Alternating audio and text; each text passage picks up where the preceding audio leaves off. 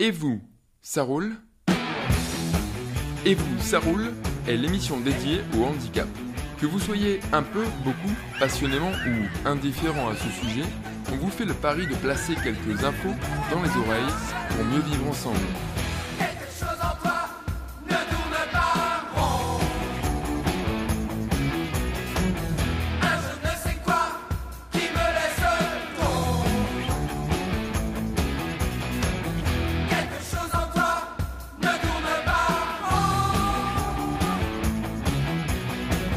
Mais autour de moi, tout tourne si rond. Et ça, c'est vraiment toi. Cette semaine, nous sommes en compagnie de Marie Sora. Je vous proposerai aussi quelques chroniques. Cette semaine, nous parlons du yoga avec une de ses disciples et professeurs, Marie Sora. Marie, bonjour. Bonjour. Ah bien, merci d'être avec nous, Marie. Je vais faire une rapide présentation pour nos auditeurs. Multifacette, touche à tout, Marie Sora aime par-dessus tout laisser s'exprimer ses émotions profondes. À travers ses poèmes, ses dessins et ses peintures, elle fait œuvre collective, elle partage, elle transmet. C'est ainsi qu'elle est professeure d'art plastique et qu'elle travaille pour le musée Fabre. C'est comme ça qu'elle est professeure de yoga. Une vieille passion, que dis-je, le souffle de vie qui la parcourt depuis bien des années. Qu'est-ce que vous faites pour votre forme mentale, atteindre votre potentiel et lutter contre la fatigue? Du yoga. Pour retrouver tonus, équilibre, détente, apaisement, tranquillité du corps et d'esprit, gestion du stress et créativité. Du yoga, je vous dis. Alors, chers auditeurs, est-ce vraiment si efficace le yoga? Alors Marie, aujourd'hui, dernier jour de la semaine, on va faire un point général sur tout ce que vous proposez et ce qui va se passer dans l'avenir pour votre cours, etc. Alors, on peut déjà faire un petit rappel que le yoga, c'est une activité ancestrale qui permet d'avoir un mieux-être, de retrouver un mieux-être, qui permet de faire une activité physique qui peut être vraiment ressentie, qui n'est pas seulement dans la tête ou une simple méditation. C'est quelque chose de général avec le gainage dont on vient de parler à l'instant là. Donc vous allez me dire, mais le yoga c'est complet. Parlez-moi un peu du yoga par rapport au gainage. Alors, je voulais juste rebondir sur ce terme d'ancestral et préciser que le yoga, jusqu'à il y a peu de temps, on avait l'intuition que c'était une pratique très ancienne et on a retrouvé, il y a 2 ans, des sculptures en Inde du Nord datant de plus de 10 000 ans. Donc ça, c'est les choses les plus anciennes et on pense, enfin je pense pas, mais les archéologues pensent que c'est une pratique qui date d'encore plus loin. Alors, pour revenir au gainage, donc en sport, on appelle la musculation intérieure, intérieure du buste, le renforcement musculaire des muscles profonds par le gainage. C'est quelque chose qui est transversal à tous les sports, principalement à la natation et à tous les sports qui demandent de la compétition. Moi, j'ai transposé ça parce que je pratique aussi la danse, au yoga, en disant mais c'est une pratique qui existe mais qui n'est pas nommée comme ça. C'est un travail qui s'appelle les bandhas. C'est un travail sur les nœuds musculaires internes, en même temps les nœuds énergétiques. Et en développant ça, ce que je peux vous dire, c'est que on peut aussi développer sa respiration jusqu'à en allonger le souffle. Et ces pratiques-là ont été utilisées par Jacques Mayol pour, au moment où il a battu le record d'apnée, pouvoir battre les 8 minutes, je crois, à ce moment-là. Depuis, ça a été complètement dépassé. Oui. Et il a été entraîné à ce moment-là par Sri Mahesh, donc le maître qui m'a formé. Donc le gainage, ce qui est intéressant, c'est que c'est pas une approche bodybuilding ou une approche extérieure. Le corps reste souple. Par contre, la force, c'est de conforter les muscles intérieurs pour donner une verticalité, pour donner une assise. Un petit peu, c'est le roseau et le chêne. Vous voyez ? Le roseau est souple, Mm. il est gainé de l'intérieur. Le chêne est solide, massif, mais au premier coup de vent, il est déraciné. Alors, je voudrais, puisque c'est le dernier jour, on va mieux apprendre de choses sur vous. Comme ça, les élèves qui vont venir vous voir auront déjà un a priori sur vos fondements à vous, votre coup de gueule, par exemple. Qu'est-ce qui vous déplaît aujourd'hui? Vous avez envie de pousser un petit cri d'alarme ou un petit coup de gueule? Dites-moi. Alors, à bas la tyrannie. Tyrannie. Oui, à bas la peur, les angoisses, et cessons de nous laisser envahir par des pensées qui ne sont pas les nôtres.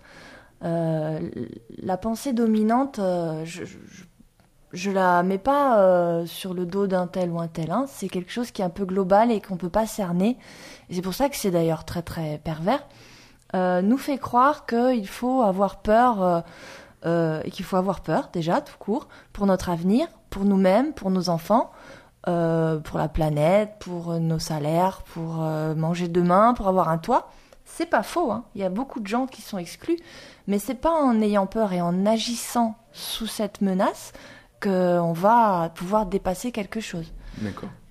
Et j'aimerais qu'on parle aussi,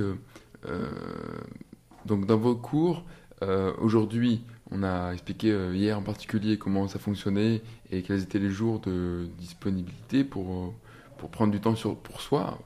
Et aussi, à l'avenir, il y a des choses qui vont se passer. Donc, particulièrement, je vais noter un cours de yoga à la plage le 23 juin. Oui, C'est étonnant, ça. c'est une tradition, ça. On a une pratique en yoga qui s'appelle Shramadam. Là, je vous parle un peu en sanskrit. C'est une pratique de ressourcement des 5 sens. Et aux 5 éléments de la nature. Donc on met en connexion nos sens de perception avec les 5 éléments qui sont terre, feu, air, eau et éther. Éther comme l'espace, hein, l'espace intersidéral. Et en fait, en se connectant par des pratiques simples, on se ressource. On se ressource naturellement. C'est à quelle heure? Alors cette pratique est à 10h, c'est un samedi matin. Samedi matin, 23 juin, donc à 10h. Et vous êtes invité à venir découvrir la pratique du yoga, à venir nombreux, accompagnés de vos familles si vous le souhaitez. Et ensuite, on finira cette rencontre par un pique-nique partagé. Donc chacun amène quelque chose à manger qu'il met en commun. Ça se passera à quel endroit? Ça se passe place de Carnon. Plage de Carnon? Plage de Carnon, oui. D'accord. Petit travers? Petit travers. D'accord.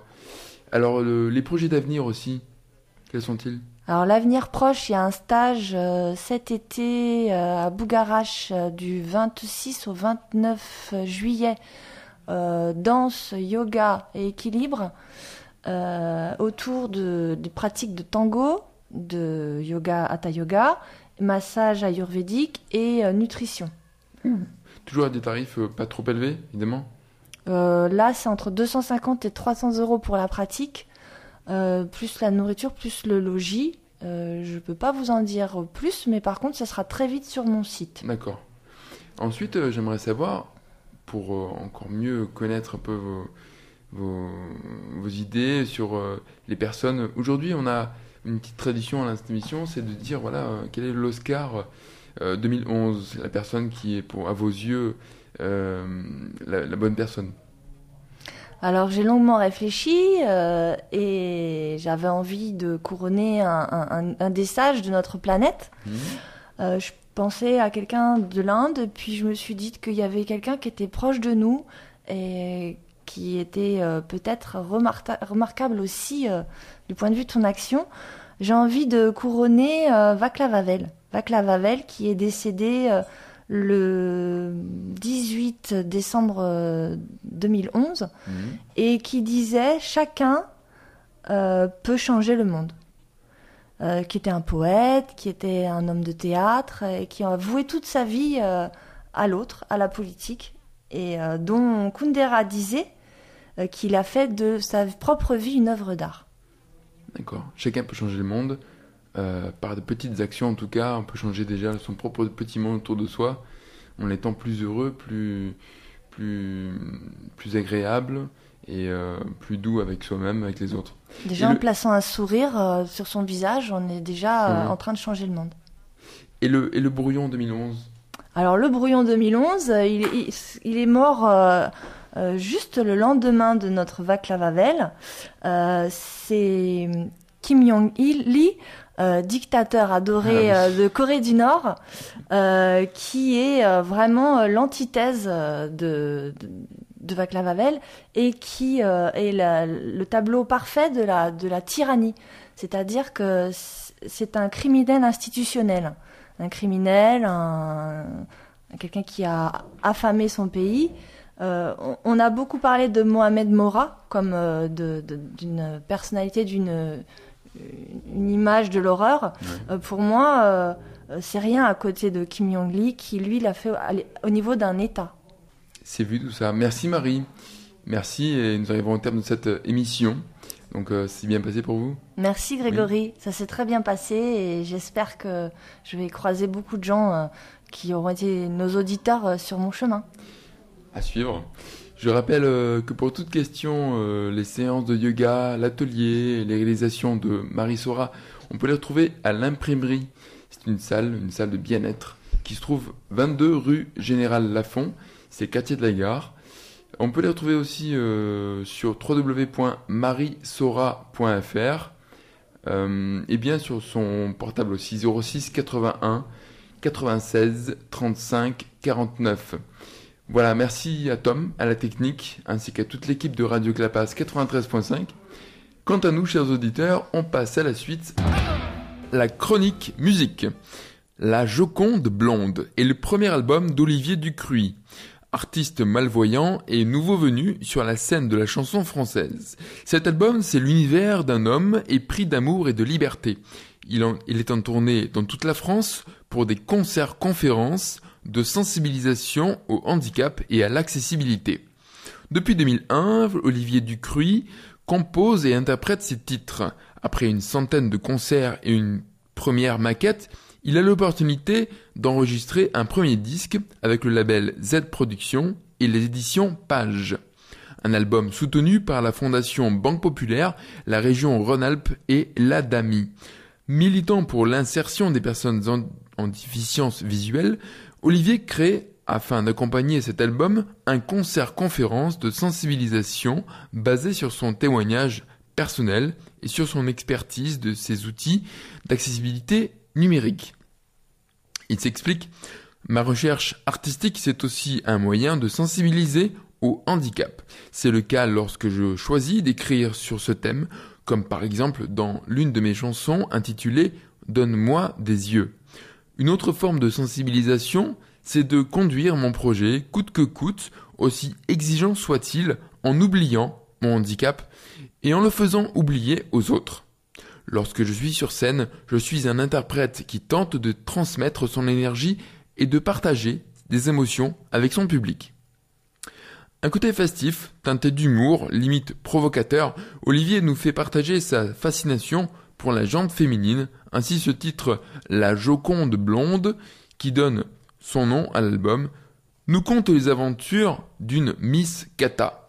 Puis il y a la jolie fille nue qui pense que faire l'amour c'est la plus belle chose qui soit.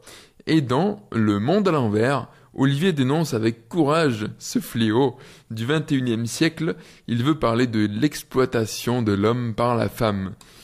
Ainsi, ce nouvel album est riche d'inspirations variées, tantôt calmes, tendres et sérieuses. Le tout avec un son chaleureux, mettant en valeur des arrangements de cuivre et de cordes, portés par les textes d'Olivier Ducruy, qui sauront parler à tout un chacun.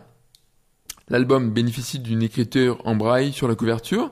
Retrouvez toutes les dates de ces concerts-conférences sur le www.olivierducruy.com. Ça s'écrit Olivier, attaché DUCRUIX.com.